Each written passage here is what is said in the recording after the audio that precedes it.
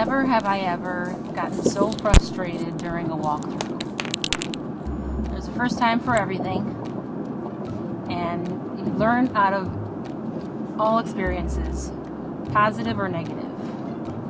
Point number one. The story goes, start the walkthrough, which you want your walkthroughs to be as uneventful. Before we even get to the story, I'll say, she said we learn out of all experiences, positive or negative. Definitely agree there. And also, that's why we do these real estate reaction videos, because you can explain to buyers and sellers all the time, but it's always good to hear somebody's either positive story or negative. They say a wise man learns from others' mistakes, a fool learns from his own.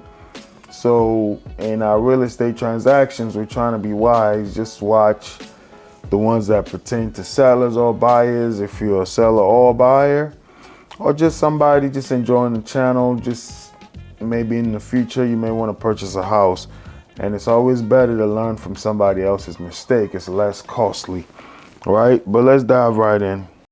As possible. Started out great. Clean home. It's just supposed to be broom swept, but it was clean, not meticulous, but it was clean. There was some unopened butter in the refrigerator. That's fine. My clients, the most considerate, understanding people on earth. They closed an eye. No, it's fine. Yeah, they love the home. A few things here and there, nothing major. Okay. We get to the study. An enormous area rug is in the study. That wasn't part of the deal. That wasn't included in our purchase. Well, my client's first thought was this is going to be a pain to haul to the side of the road on garbage day. That was their first thought. Yeah, I just had one of those happen to me this year. Similar situation. Client was eager to get the property. She got to the basement and the seller left a bunch of tables and stuff down there. If you didn't agree to leave it in the inclusion and exclusion statement, at least be courteous and communicate that, because you never know what furniture somebody else has and they're planning to move it in. Now they got to deal with your stuff, not be, you know. And also sometimes people try to hide things when they leave things behind, you know. So doing that walkthrough, we saw a lot of bugs that we didn't see when she made the offer and all of that in the house, you know. And then the client, the seller, left tables downstairs. So these things can happen, definitely. That's why I always say do a walkthrough 3 days or so, if possible, prior to closing. Because you can walk away if you go walk through a house and you see alterations or things that were not there initially that you're not comfortable with. You can walk away or demand that the seller get it rectified. All right. Which is true. Then we all kind of looked at each other. Maybe we should see what's underneath here. Now, usually when there's rugs, you can lift a corner and see if there's any sun fade, especially with hardwood floor. But that's usually all you do, because when you do the walkthrough, there's supposed to be nothing there. It's supposed to be bare, no furniture, unless it's been sold to the new buyer. No wall art, nothing. It's bare. So we unroll the rug, and this is a large rug. I think it's a 13 by 14 room. Unroll the rug. I didn't even think twice. You know. Lo and behold, a giant stain in the center of the hardwood floor. A white, faded down, looked like it was sanded. It was an obvious defect. Okay, wonderful. I mean, this is just, like I said, lesson learned for the...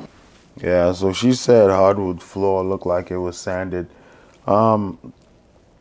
That's definitely going to be an issue, because we're talking closing, final walkthrough. The buyer just wants to see that the house looks good. Hopefully they did close on it. but that's like somebody sneaking in something on you. And I always advise my sellers, your buyers, go look at the property. You never know. And with hardwood floor, you see that faded. The thing about hardwood floor, depending on the thickness of the wood, they're very good sometimes because you can sand it, polish it a different color, and have that hardwood floor look brand new again. And you can actually change whatever color it is.